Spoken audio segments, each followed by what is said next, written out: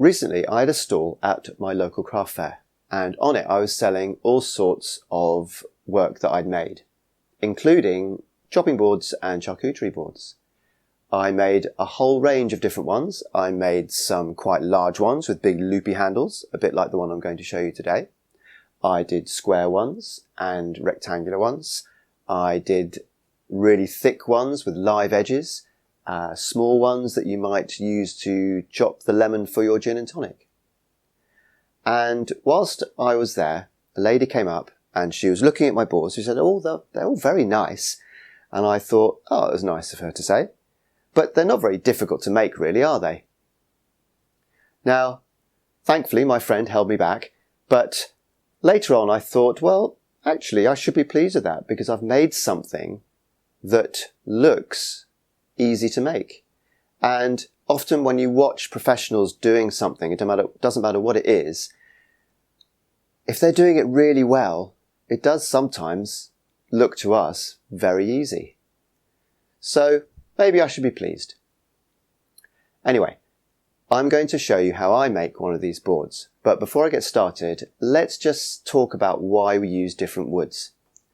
So there are woods that are toxic, so we shouldn't use them for food preparation, and certainly not for chopping boards. If you've got a wood that bears fruit, they're generally safe. So I like to use cherry, for example, or walnut. And the other thing we've got to get right is how hard or soft they are. If they're too soft, your knife is going to cut grooves into the wood into which bacteria can get. So they're not very good. Then, if you have wood that's really, really hard, then you're going to blunt your knife a bit too quickly. So you want something in between. And cherry, walnut and maple are the ones that I like to use, and those are just right. And they're all food safe.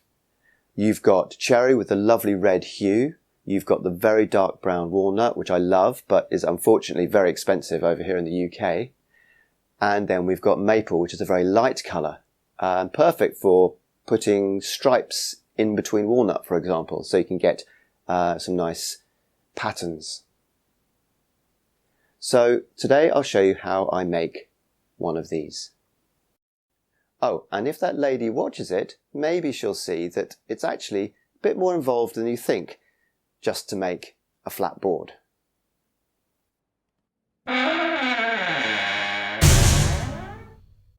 So here we've got a lovely piece of cherry that I got from Surrey Timbers near Guildford, and I'm splitting it here into 3 main parts because I want to make 3 chopping boards from it. At this stage I just want it approximate, although I do want to cut off this knot at the near end, so I'm putting a line there. Here I just want to, again, just get a vague idea of where to cut, because I'm going to put 2 handles here, one on each side. So I'm just cutting the approximate shape. All of this is going to be done more accurately later. I could have used my circular saw here, but again, like I said, it just needs to be approximate, so there's no need getting it all out. And unfortunately I don't have a table saw, so I don't use that. Just choosing which one I'll start on first, doesn't really matter. I'll choose this one. Right, so now I need to make it level. So I'm getting my sled out here. I'm using one of these because my planer jointer isn't wide enough for this, so I'm going to have to use my planer thicknesser to make it level. As you can see, it's rocking about a little bit, and the only way to do this is to make it level on one side and then run it through the planer, and then one side will be nice and smooth, and then I can flip it over, run it through again, and then I'll have 2 nice flat parallel sides. This is a really common way of doing it. There are so many videos on YouTube on how to do it. So take a look at those if you want to. What I do is I save little shivs of wood, and then I can always find something that will fit. You can buy little ones if you want to. So here's my planer thicknesser. Not a terribly good one, but it does the job. And I'm just running the piece through it. You do need to put something to stop it moving about. I've got a little piece of wood that I've screwed in, but I can also use hot glue sometimes as well. There we go. Lovely.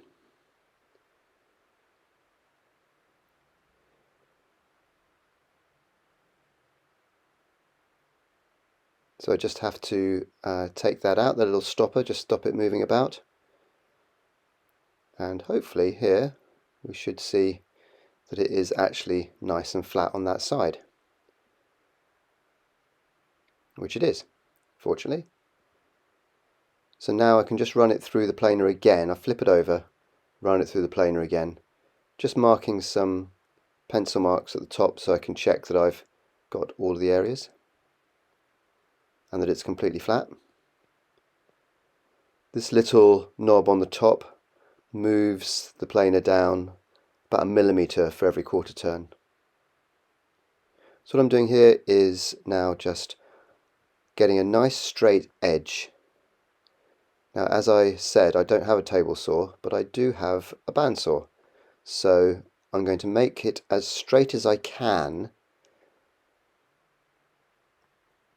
and then I can smooth it up with this, my jointer, and I'm just going to make sure that everything is at right angles, because it's not the most expensive of machines and it does from time to time go out of square, so I just need to check that first. And this time it actually was still square, which was rather nice. So I'm just going to run that edge along it to make it perfectly straight and flat and square. And once I've done this, I've now got a nice straight clean edge to reference from to make all the other angles square and straight.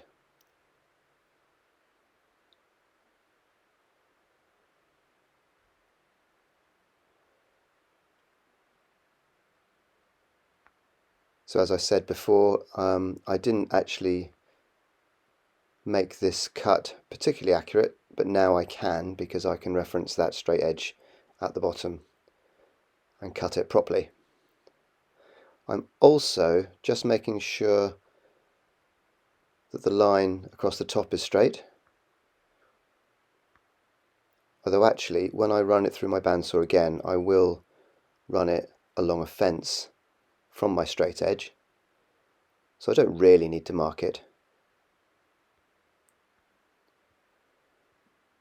So I've now got my track saw out to make that cut so it's actually nice and straight this time, and it should be at right angles to that edge.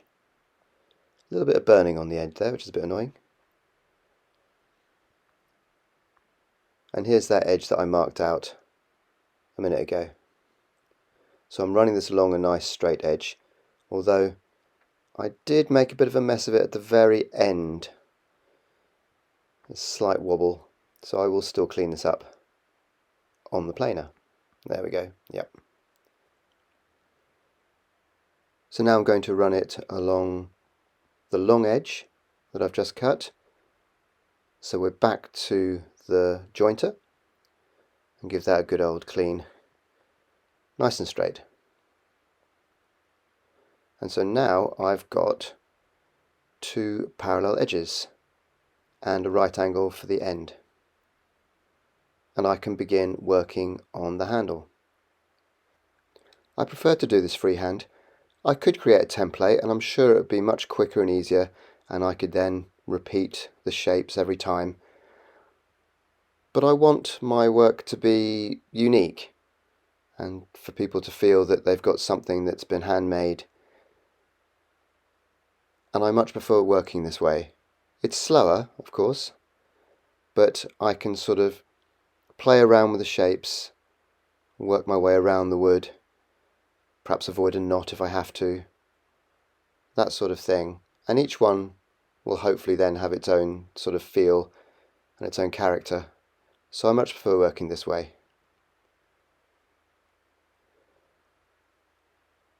Just getting the jigsaw out and working my way around.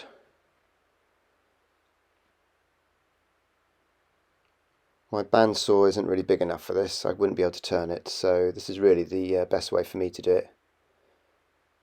Just making a little relief cut there. So if you cut down halfway, it can sort of help when you're trying to make tight turns. And we'll just do those little corners and make sanding a little bit easier in a minute. So it's starting to take shape. I'm just going to sketch the inside of the handle. My drill press at the moment is broken, I need to get a new one. So it's my handheld drill instead to make a couple of little holes. And from here I can then get my jigsaw out and cut out the other bits. It doesn't matter if it's not perfectly straight because I'm going to use my spindle sander in a minute to clean up all the edges on the inside. So again, I just need to do fairly rough cuts because I can smooth all this off later. As usual, I've completely forgotten to put tape underneath when I did the drilling, so those are splintered a bit, which is very annoying. I've remembered now, so at least my cuts with the jigsaw will be nice and clean. But yes, top tip there, put some masking tape underneath so it's not too splintered. I always forget and always end up having to spend time cleaning it up.